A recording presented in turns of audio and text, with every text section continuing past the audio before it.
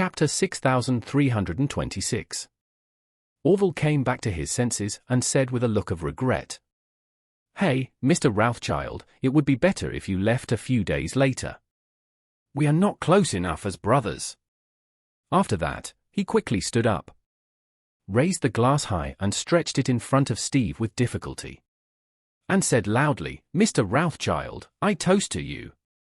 Steve said with a smile, "Let's not toast to each other anymore. We will also have a toast later. Deepen, must deepen." Orville said cheerfully, "Next time you come to Orus Hill, come to here as soon as you get off the plane. I will host a banquet for you. We are all brothers, just treat this place as your own home. As long as you are in Orus Hill, you can come here anytime you want to eat, and ask the chef to cook whatever you want. You don't need to order, just ask them to cook it for you according to the menu." Steve suddenly liked the strong atmosphere of the rivers and lakes at the wine table, and he was very happy in his heart, so he said very solemnly, "In the future, if Mr. Wade and Mr. Hong have time to come to the United States, you must contact me in advance, and I will personally meet you at the airport, and do all the welcoming work for the two of you." After saying that, he looked at Peter on the side, patted his chest and said, "Mr. Jew, please rest assured. I am different from my father. He is an old stubborn man who is obsessed with the treasure all day long. I don't care about these things. The antique came from here. It is only natural to return them. If I become the patriarch of the Rothschild family in the future, I will return all the family's Chinese collections. By then, you can return to the United States openly at any time without having to look at anyone's face." When saying this, Steve couldn't help but glance at Charlie, wanting to see how he responded to his bold words and ambitions. Although Charlie had a faint smile on his face at this time, he was thinking in his heart, "Sure enough, men all over the world are the same. As long as they drink too much, they like to brag." Peter on the side also knew that it would take 20 to 30 years or even longer for Steve to become the patriarch, so he just listened to his words for fun. So he smiled and nodded, raised his glass, and said, "Then thank you in advance, Mr. Rothschild." Steve said seriously, "What are you saying? Isn't this what I should do? I can't control the British government and their royal family. Otherwise, I will also force them to return all the Chinese cultural relics to the British Museum."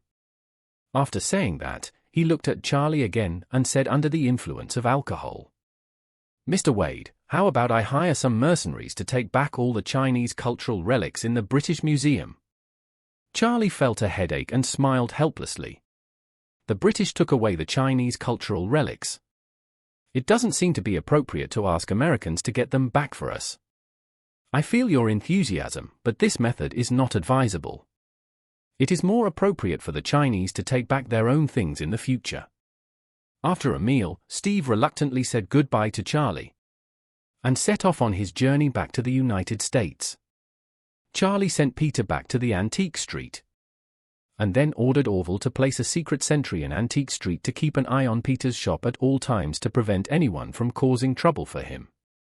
Afterward, he called Helena to confirm the time to go to Northern Europe.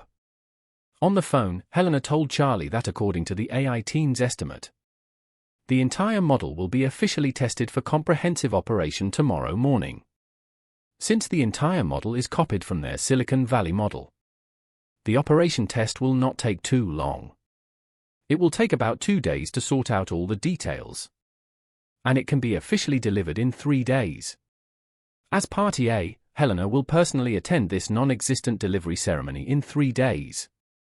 And Simon will also secretly go to the scene as a representative of Party B.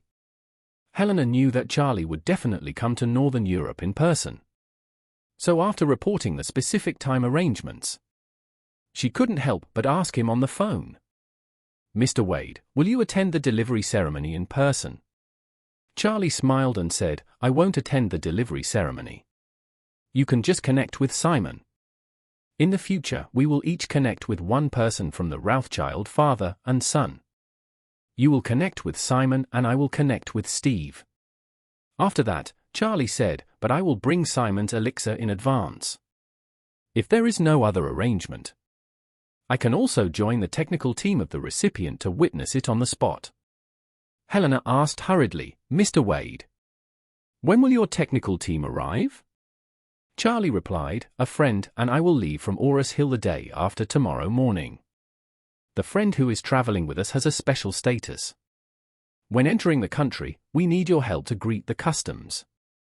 The technical team will come from the United States, and I will meet them in Northern Europe. Helena said with some excitement. Okay, Mr. Wade, I will make arrangements in advance and meet you at the airport in advance.